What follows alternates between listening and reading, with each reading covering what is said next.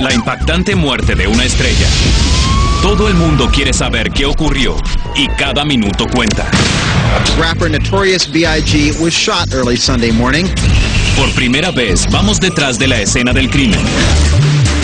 Con simulaciones digitales forenses y dramatizaciones, seguimos la investigación mientras la policía corre contra el reloj para resolver el caso.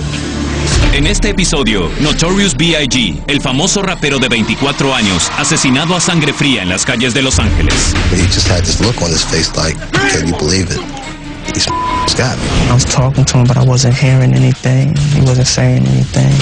Seguimos a los médicos desesperados por revivirlo. He had massive injuries from the waist up. Vemos cómo los errores policiales entorpecen la investigación. Give the information out was a mistake. If I was the suspect, if I had a 9mm gun, would I keep it? Heck no. ¿Y por qué la madre de Biggie denuncia a la policía de Los Ángeles? Mrs. Wallace deserves some answers on why there was roadblocks involved in trying to solve her son's case. A continuación, en famosas escenas de crimen, Notorious B.I.G.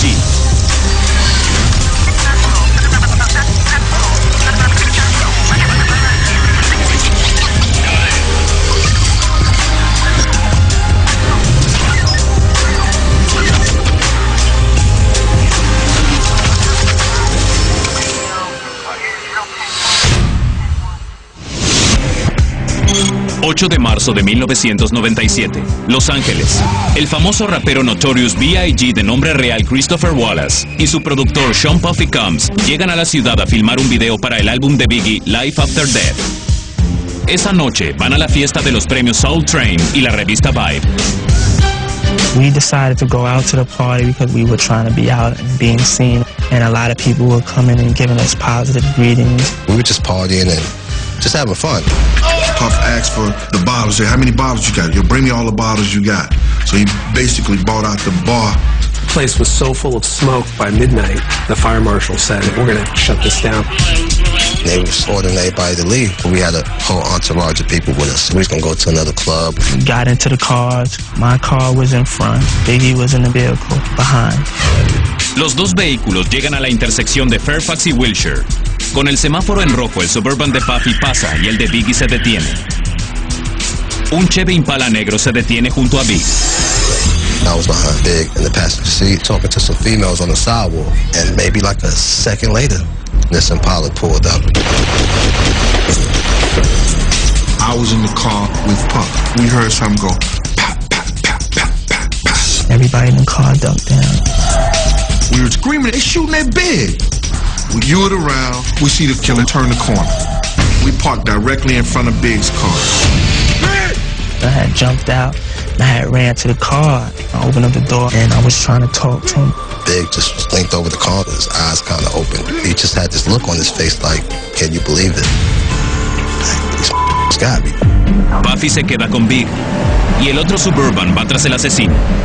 Me and Tone, another guy who was rolling with us, took after the guy. He was going down Wilshire Boulevard, and he was gunning it. Tone's a maniac in driving, but every time he get to like 90, the car would go all the way back down because it had some kind of government chip on that particular Suburban.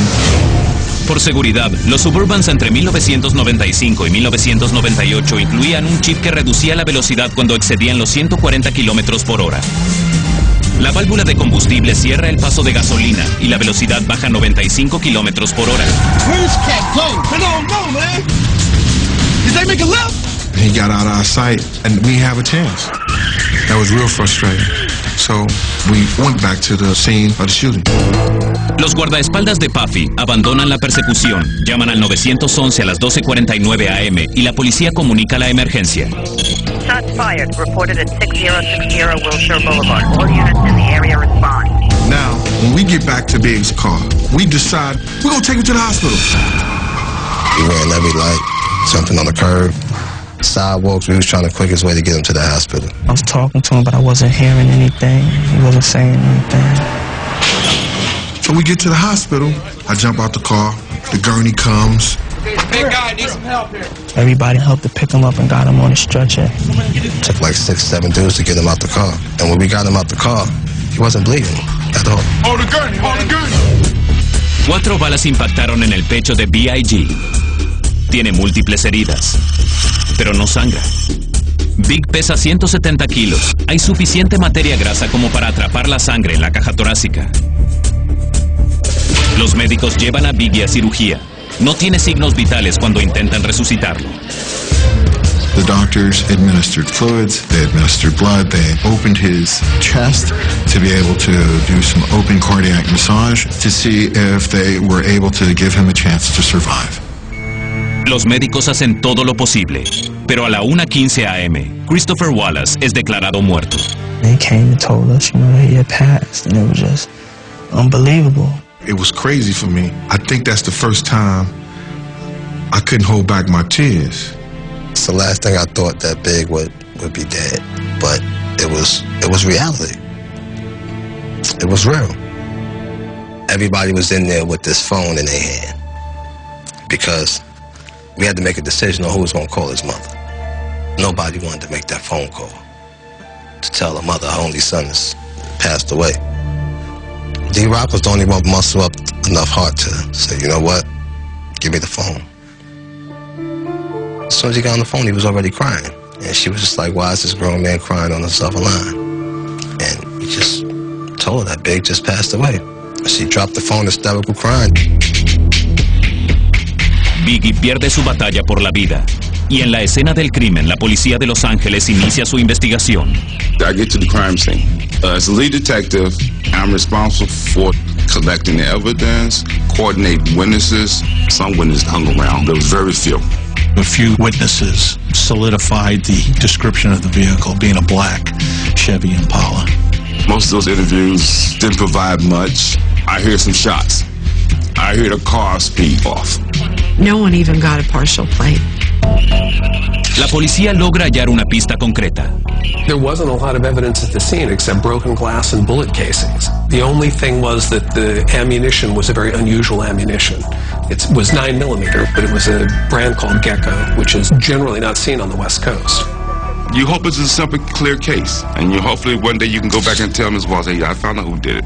The person's in custody. But in this case, there's not much evidence, and so the task's going to be harder than you want it to be. Cuando regresemos, el sorprendente video que podría resolver el caso y un sospechoso que responde a la descripción del asesino. A continuación, en famosas escenas de crimen Notorious B.I.G.